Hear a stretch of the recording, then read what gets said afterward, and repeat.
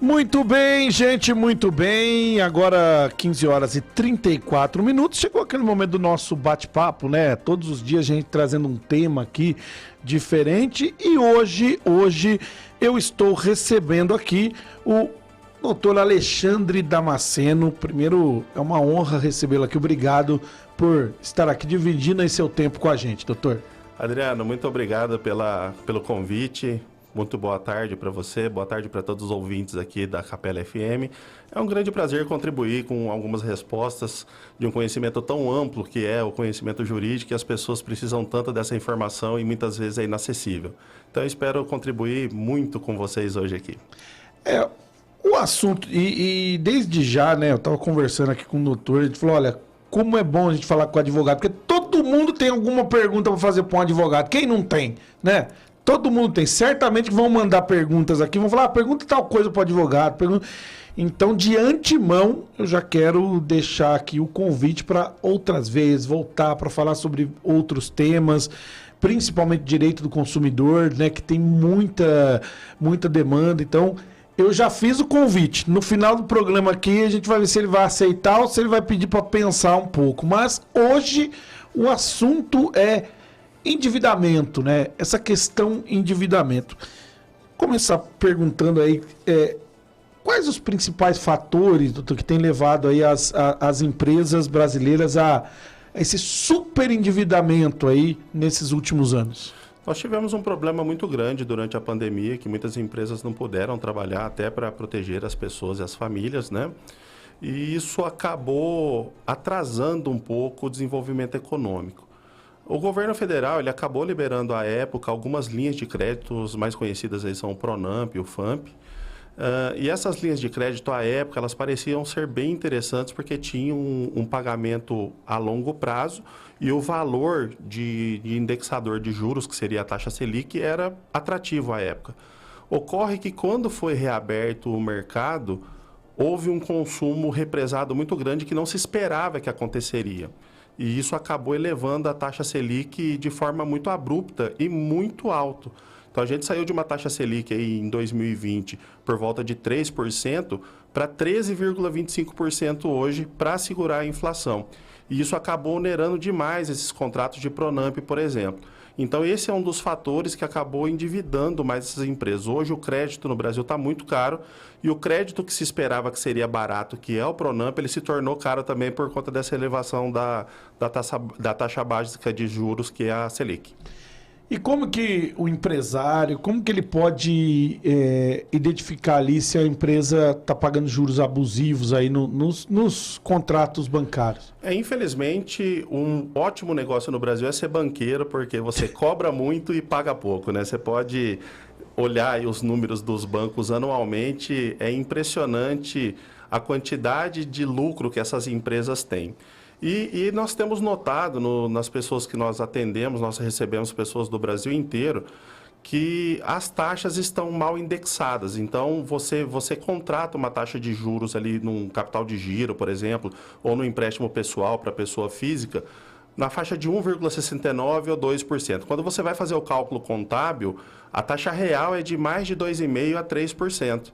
E isso é totalmente ilegal. Então, você está pagando por uma coisa pela qual você não contratou.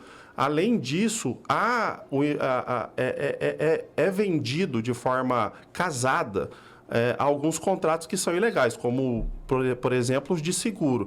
Então, o seguro prestamista, por exemplo, é muito comum em contratos de financiamento e isso é embutido de forma ilegal. Outra coisa que pode ser atribuída de forma ilegal são alguns indexadores que não são legais, como taxas de juros que não são previstas em contrato.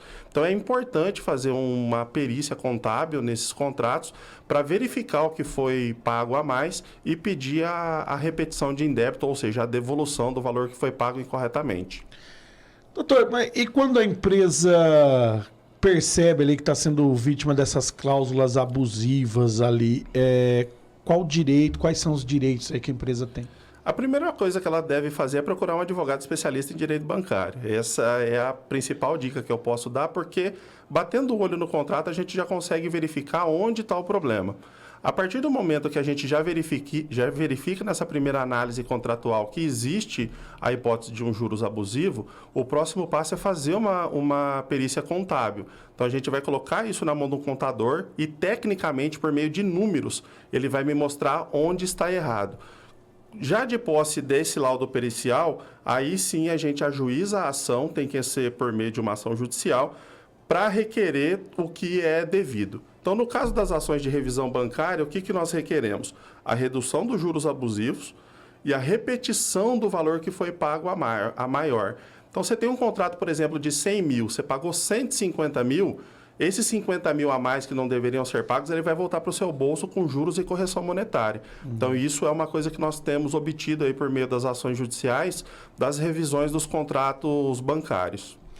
E como funciona esse processo de revisão para essas empresas? Então, ele começa inicialmente por uma perícia contábil. Então, a partir da perícia contábil, a gente vai localizar onde estão os valores incorretos.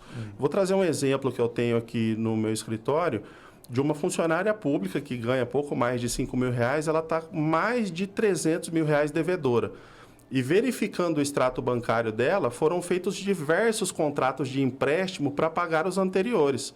Então, o gerente do banco sempre dizia, vamos aumentar o prazo. E ela foi cada vez mais se endividando e hoje ela está com uma dívida completamente impagável. São 11 contratos de empréstimo ao longo de 2 anos.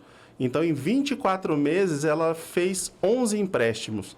Isso é completamente absurdo, é uma grande instituição financeira particular. Então, agora já está com o nosso perito contábil para fazer a perícia e o próximo passo é ajuizar a ação. Uma vez, então, feita essa perícia, a gente vai colocar os números de forma jurídica na nossa petição e aí sim a gente vai procurar o judiciário para restabelecer a ordem jurídica dos nossos clientes.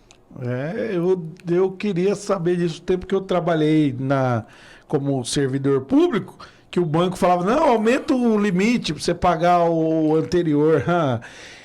E quais são os principais desafios aí que as empresas enfrentam ao buscar essa revisão de contrato?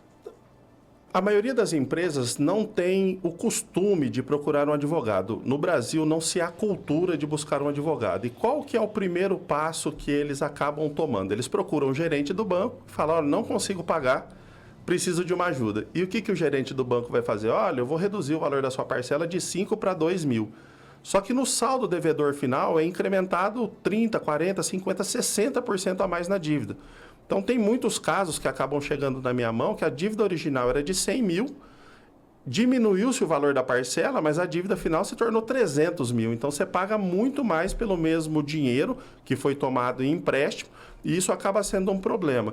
Nós, da advocacia especializada no direito bancário, nos grandes devedores, né, em superendividamentos, nós temos os canais corretos para buscar a negociação. Então, a gente já negocia direto com as plataformas de negociação, com os escritórios de advocacia que advogam para os grandes bancos. Então, a nossa linha direta ela é muito mais fácil. Então, sempre é melhor procurar uma assessoria jurídica, porque lá no final acaba ficando muito mais barato. Eu tenho casos, por exemplo, de negociação que a gente conseguiu 88% de redução no valor devido. Isso é muito significativo em termos de desconto. Então, existe caso assim, de empresa que conseguiu reduzir aí as dívidas por meio dessa revisão de contratos bancários? Por meio das revisões bancárias é difícil a empresa que não consegue. Porque o direito bancário é uma coisa tão ruim no Brasil para o consumidor, ele privilegia tanto as instituições que sempre que você bate no judiciário requerendo alguma revisão, você acaba conseguindo. E como que a nossa legislação, como que a legislação brasileira atual protege aí as empresas contra essas práticas aí abusivas por parte dessas instituições financeiras? Então, a legislação brasileira ela privilegia um pouco o consumidor pessoa física. Quando a gente está falando de empresa, já é um pouco mais difícil. Então, qual acaba sendo o braço de proteção? É a advocacia. Então, por meio das ações judiciais que a gente consegue reparar. Tanto que é praticamente impossível obter negociações vantajosas para o consumidor e para as empresas, negociando direto com o gerente do banco. Isso geralmente é feito só por meio das ações judiciais mesmo. Aí sim a gente consegue bons resultados. Gente, agora são 15 horas e 44 minutos. Você que está ouvindo aí através do Rádios Nets, Rádios Brasil, Tunin, ouvindo também pelo aplicativo da rádio. E quem está no site capelafm.com.br ou vendo depois na retransmissão que está nos assistindo aqui, né? Então, para vocês aí, depois esse programa vai estar gravado no YouTube e também no nosso Facebook. Doutor, tem algum sinal, ou quais são os sinais assim, de alerta que uma empresa pode estar entrando num ciclo aí de superendividamento? O primeiro sinal é não conseguir arcar com os contratos originais. Então, se a empresa precisa buscar o banco para renegociar, para aumentar o prazo, reduzir o valor da parcela, isso já é uma luz amarela e, nesse momento, é o melhor momento para procurar a ajuda de um especialista. Porque qual é o caminho normal do empresário brasileiro? Ele toma o empréstimo, ele começa a não conseguir pagar, ele busca o banco para fazer um novo empréstimo para pagar o anterior. E isso acaba se tornando uma bola de neve. Então, não é incomum chegar no meu escritório 11, 12, 13 contratos, um em seguida do outro, reunindo todos os contratos anteriores e o último só sem pagamento. Então, acaba acontecendo uma reunião de contratos que ela é extremamente prejudicial. E o que isso é ruim? Acabou onerando o empresário na hora de discutir, porque se eu tenho 11 contratos, por exemplo, eu tenho que fazer 11 perícias. E cada perícia tem um custo.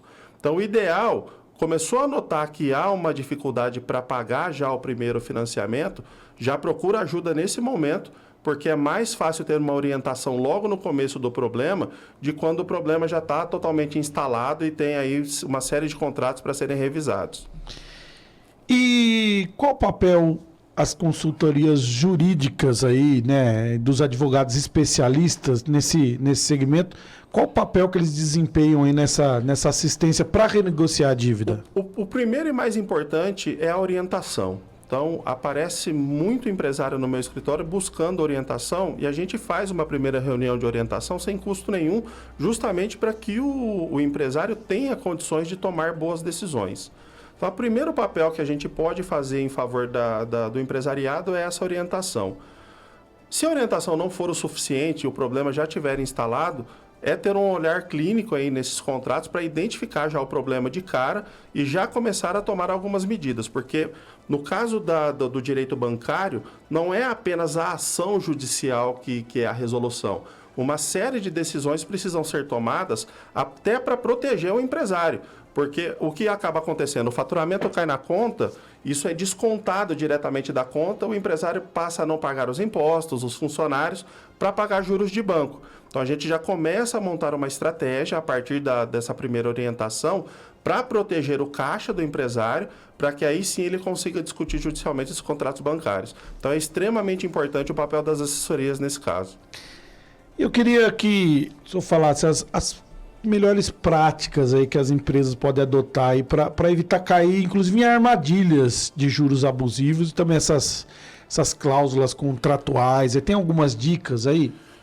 Temos sim. A primeira coisa que deve ser feita, procurar a ajuda de quem conhece, ou do contador ou do advogado, para entender o contrato antes de assinar. Então você precisa entender quais os impactos aquilo vai trazer para a sua empresa. O segundo é fazer uma boa dosagem do caixa para ver se isso pode ser comprometido ou não. A época do Pronamp, muitas empresas acabaram pegando esse empréstimo porque ele era barato. Então, muito empresário não precisava do dinheiro, pegou o empréstimo para comprar carro novo e acabou entrando num ciclo de endividamento que era desnecessário. Então, a primeira coisa que deve ser feita, tome bastante cuidado na hora de tomar uma decisão de tomar um empréstimo. Existem diversas instituições. Sempre prefiro as privadas, porque as instituições públicas são ruins de negociar. Então, negociar com o Banco do Brasil e negociar com Caixa Econômica, por exemplo, não é bom, é difícil negociar. Porque são instituições públicas. Depende de lei, depende de autorização, de uma série de coisas. É muito mais fácil negociar com um banco privado, por exemplo. Então, existem algumas boas práticas que podem ser seguidas, que na hora que o problema estiver instalado é mais fácil de resolver. Isso aí, procure sempre. Às vezes, né, eu que conheço bastante pessoa que tem pequena empresa, às vezes Mas às vezes a pessoa tem medo de procurar advogado. Ah, vou lá procurar um advogado, não vou ter dinheiro para pagar, já não tenho dinheiro para pagar a dívida, vou pagar um advogado. Essa pessoa, o que a gente falaria? Procure dinheiro e arrume um advogado. Eu vou te dar um exemplo de o que a falta de advogado pode causar. Chegou um caso no meu escritório na semana passada.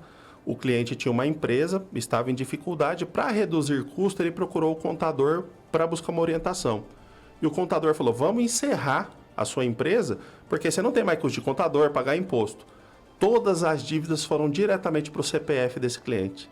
Porque a pessoa jurídica, a empresa, ela é uma proteção. Ela é uma proteção para a pessoa física. E a partir do momento que você acaba com o CNPJ, você acaba jogando toda a responsabilidade para o CPF, que a gente chama de encerramento irregular da empresa. Então, sempre procure um advogado, porque isso não é gasto, é investimento. O advogado vai te orientar para que você tenha segurança e tome decisões que não vão te causar prejuízo lá na frente. Então, sempre procure, é importante. E para quem quiser procurar o Dr. Alexandre Damasceno, onde que encontra aí nas redes sociais? Fica à vontade. No Instagram nós estamos no @dr de doutor, Dr. Alexandre Damasceno, sem S, Dr. Alexandre Damasceno. Se me procurarem no Google, também vão localizar meu escritório, que fica no centro de Campinas. E, se me permite, eu posso deixar o telefone aqui também. O telefone de contato do escritório pelo WhatsApp é 19 99797 6331, 19 99797 6331. E aí eu quero deixar agora o convite aqui, aquele convite que eu falei no começo, porque todo mundo tem dúvida com advogado. Todo mundo tem, principalmente direito do consumidor, principalmente. Então eu quero fazer um convite para que a sua presença aqui seja contínua, venha sempre aqui, que a gente crie um quadro, para o senhor estar sempre aqui no nosso programa. A coisa que o advogado mais gosta, Adriano, é o microfone aberto. Então, tendo o microfone, o advogado está lá. Então, será um grande prazer. Eu vou conciliar a minha agenda para estar aqui pelo menos uma vez por semana à disposição da população aqui de Vinhedo e de toda a região para responder as perguntas de todos vocês e auxiliar um pouco com o meu conhecimento. Que bacana. Doutor, muito obrigado. É muito bom. Isso contribui demais aqui com a comunidade. Isso é muito legal. Então, fique à vontade para as considerações finais e, mais uma vez, muito obrigado. Eu agradeço a Capela FM mais uma vez pelo convite, em deixar aberto esse espaço aqui. Espero que nas próximas visitas que eu faça aqui, a população possa utilizar desse benefício, que é extremamente importante. Eu agradeço você também, Adriano, por estar aqui chefiando esse programa tão importante. E espero que nas próximas visitas nós possamos esclarecer várias dúvidas aqui. Muito obrigado pelo convite, estou à disposição de todos vocês. E mandar um abraço também para quem fez essa ponte aí, né?